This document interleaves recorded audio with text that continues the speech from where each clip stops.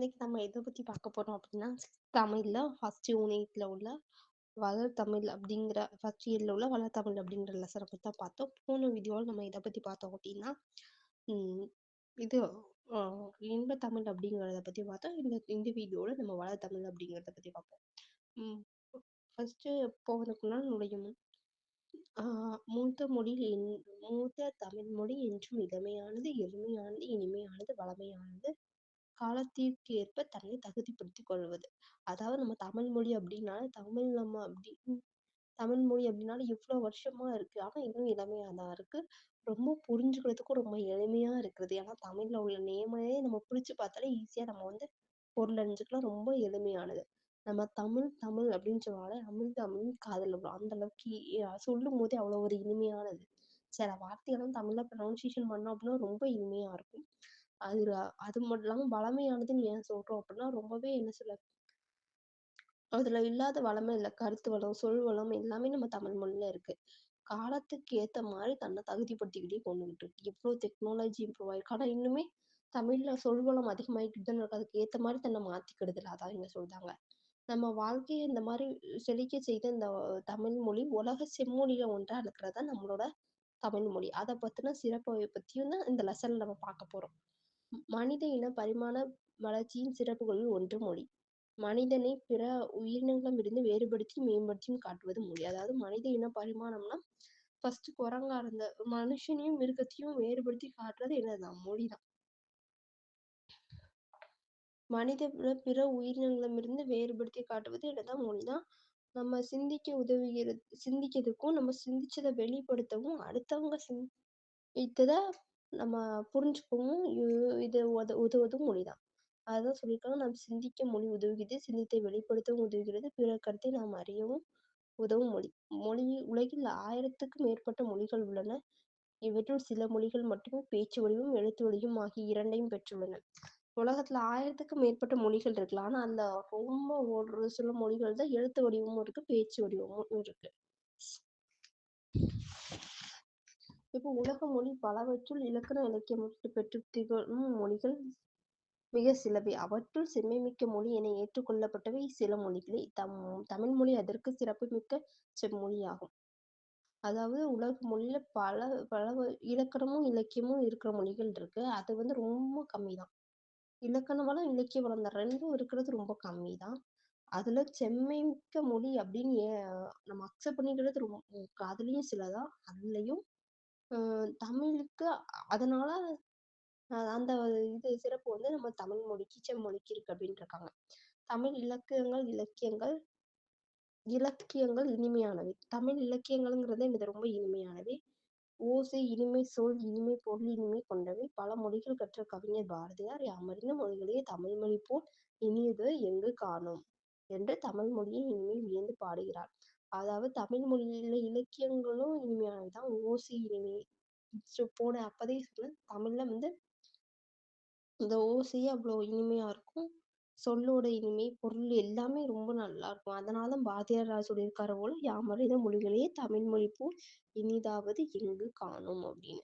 இப்போ மூத்த மொழி அப்படின்னு சொல்றாங்க. ஏன்னு சொல்லி பார்ப்போம். "என்றும் பிறந்தவள் என்றும் உன்னதர இலவினும் எங்கள் தாய்" என்று பாரதியார் கூறிய கருத்து தமிழ் தாய்க்கும் பொருந்துவதாக உள்ளது. அதாவது சாலைகள் தோன்றிய பிறகே சாலை விதிகள் தோன்றியிருக்கும். அதுபோல இலக்கியம் தோன்றிய பிறகே அதற்குரிய இலக்கண விதிகள் தோன்றியிருக்க வேண்டும். தொல்காப்பியம் நமக்கு கிடைத்துள்ள மிக பழமையான இலக்கண நூலாகும். அப்படி என்றால் அதற்கு முன்னதாகவே தமிழில் இலக்கிய நூல்கள் இருந்திருக்க வேண்டும் அல்லவா? இதனைக் கொண்டு தமிழ் மிகவும் தொன்மையான மொழி என்பதை உணரலாம். அதாவது இப்ப நம்ம ரோட போட்டதுக்கு அப்புறம் தானே அதுக்கான ரூல்ஸ் எல்லாம் நம்ம இது பண்ணியிருப்போம். அந்த மாதிரிதான் தமிழ்ல வந்து கிடைச்ச இலக் இலக்கண நூல் அப்படின்னா இந்த தொல்காப்பியம் தான். அப்படின்னா அதுக்கு முன்னாவே இலக்கிய நூல் இருந்திருக்கணும் அப்படின்னு சொல்றாங்க. அப்ப யோசிச்சு பாருங்க. தமிழ் வந்து எவ்வளவு தொன்மையான மொழி. அதாவது ரொம்ப பழமையான மொழி அப்படின்னு சொல்றாங்க. எளிய மொழி. தமிழ் மொழி பேசவும் படிக்கவும் எழுதவும் உகந்த மொழி. உயிரும் மெய்யும் இணைவதால் தோன்றுபவை உயிர்மெய் எழுத்துக்கள். உயிரெழுத்துக்கள் மெய்யெழுத்துக்கள் ஆகியவற்றின் ஒலிப்பு முறைகளை அறிந்து கொண்டால் உயிர்மெய் எழுத்துக்கள் எளிதாக ஒலிக்கலாம். எழுத்துக்களை கூட்டி ஒலித்தால் தமிழ் படித்த இயல்பாக நிகழ்ந்துவிடும். அதாவது தமிழ் மொழியை வந்து பேசுறதுக்கும் சரி, எழுதுறதுக்கும் சரி ரொம்பவே ஆ உகந்த மொழி அப்படின்னு இருக்காங்க. உயிரோட மெய் இணைவதால தான் உயிர்மெய் எழுத்துக்கள் தோன்றுது. அதனால நம்ம எழுத்து கூட்டி நம்ம இது பண்ணாலும் என்னது தமிழ் மொழிய ஈஸியா படிச்சிடலாம். அப்புறம் தமிழ் மொழி எழுதும் முறையும் மிக எளிதுதான். இதற்கேற்ப தமிழ் எழுத்துக்கள் பெரும்பாலும் வலஞ்சுழி எழுத்துக்களாகவே அமைந்துள்ளது.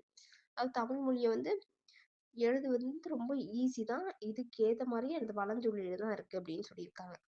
இப்போ தெரிந்து கொள்வோம்ல என்ன சொல்லியிருக்காங்க அப்படின்னா, சொல்லு கொடுத்து அது எந்த இதுல வந்து எந்த இலக்கண நூல்ல வந்து சாரி எந்த இலக்கிய நூல்ல வந்து இருக்கு அப்படிங்கிறத சொல்லியிருக்காங்க. தமிழ்ல வந்து ஃபர்ஸ்ட் இடம்பெற்றுள்ள நூல் எது? தொல்காப்பியம். தமிழ்நாடு வந்து சிலப்பதிகாரம், வஞ்சிகாண்டம். தமிழின் வந்து எனது அப்பாதேவாரம் இதெல்லாம் தான் இருக்கு. இத மேக்ஸிமம் 1 மார்க்ல கேட்க சான்ஸ் உண்டு. தமிழ் இடம்பெற்றுள்ள முதல் நூல், வென்ற சொல் இடம்பெற்றுள்ள முதல் நூல் அப்படின்னு சொல்லி. ஸோ இத நல்லா பார்த்து வச்சுக்கோங்க. அப்புறம் சீர்மை மொழி. சீர்மை சீர்மை என்பது ஒழுங்குமுறையை குறிக்கும் சொல்.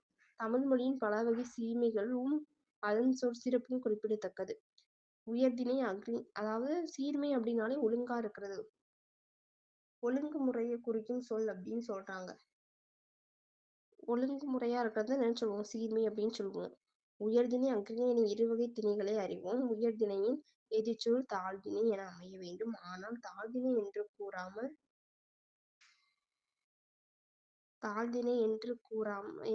கூறாமல் அஃறிணை என்று பெயரிட்டனர் நம் முன்னோர். அதாவது தாழ்திணை அப்படின்னு சொல்லி நம்ம உயர்வுக்கு ஆப்போசிட் தாழ்வு.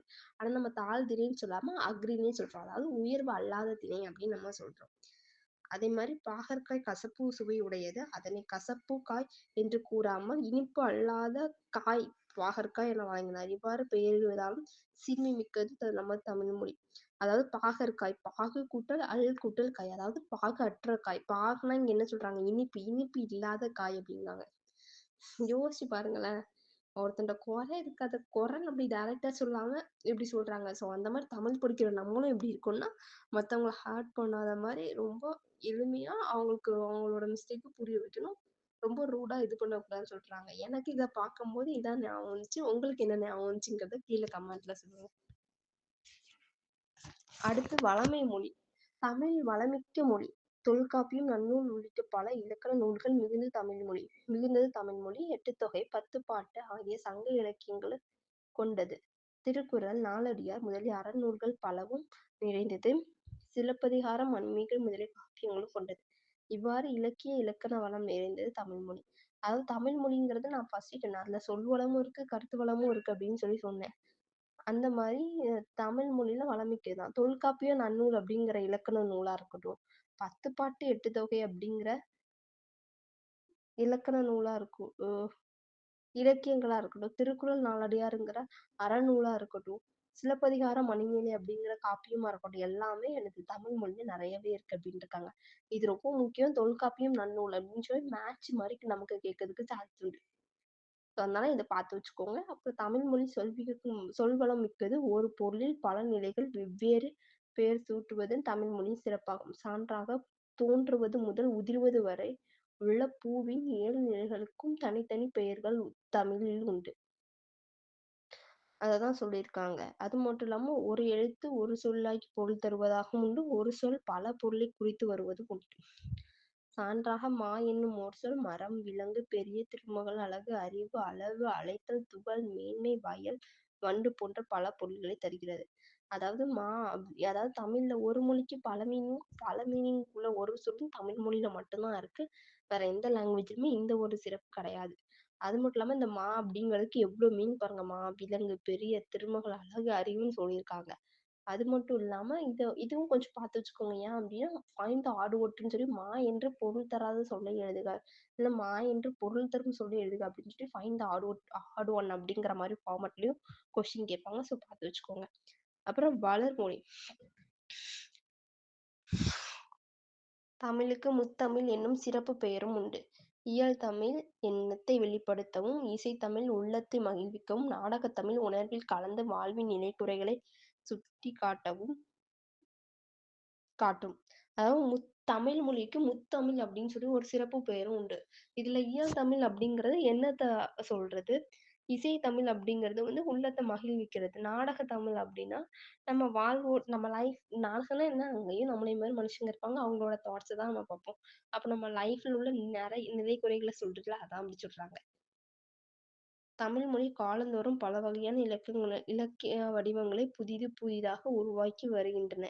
செய்யுள் கவிதை, புதுக்கவிதை, துள்ளிப்பா போன்ற தமிழ் கவிதை வடிவங்கள், கட்டுரை, புதினம், சிறுகதை போன்ற உரைநடை வடிவங்கள். அதாவது தமிழ் வந்து ஃபர்ஸ்ட்டு வந்து இது மரபு கவிதைன்னு இருந்துச்சு. அது இப்ப அப்படி இருந்தா எல்லாருக்கும் கஷ்டமாயிரும்ன்னு சொல்லி, புது கவிதைன்னு சொல்லி அந்த மாரி தன்ன தானே இப்போ இது பண்ணிக்கிட்டு வருதுல்ல, மாத்திக்கிட்டு வருதுல்ல, அதுதான் இங்க சொல்றாங்க. இதுவும் நம்ம தமிழ்லேருந்து கத்துக்கிற ஒரு விஷயம் தான். நம்ம எனக்கு எல்லாம் தெரியும் அப்படின்னு இல்லாம, இ இப்போ கரண்ட்டுக்கு நம்ம அப்டேட் பண்ணிக்கிட்டே இருக்கணும். அந்த மாரி தான் தமிழ் பண்றதுனால தான் இன்னும் வரைக்கும் ஒரு ஸ்ட்ராங்கான இதா இருக்கு.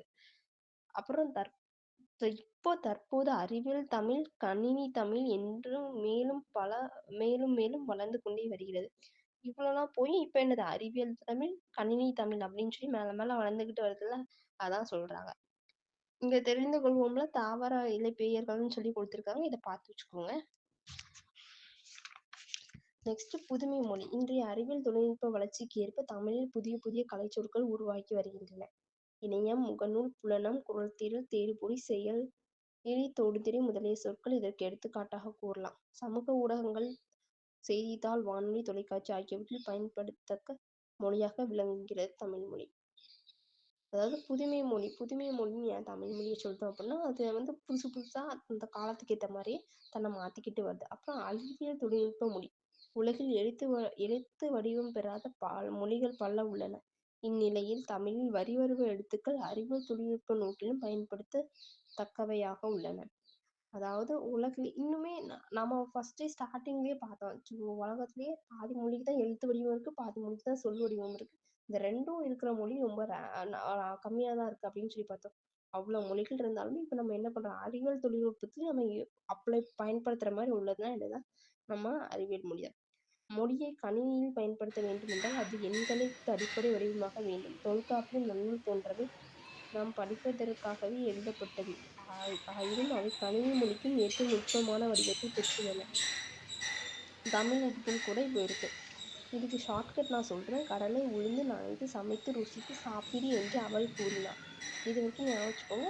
இதுதான் அதுக்கப்புறம் போட்டு 0 போடுற மாரி இப்போ 20ன்னு கேட்டிருக்குன்னா, போட்டு இந்த 0 மாரி போட்டு வச்சுக்கோங்க.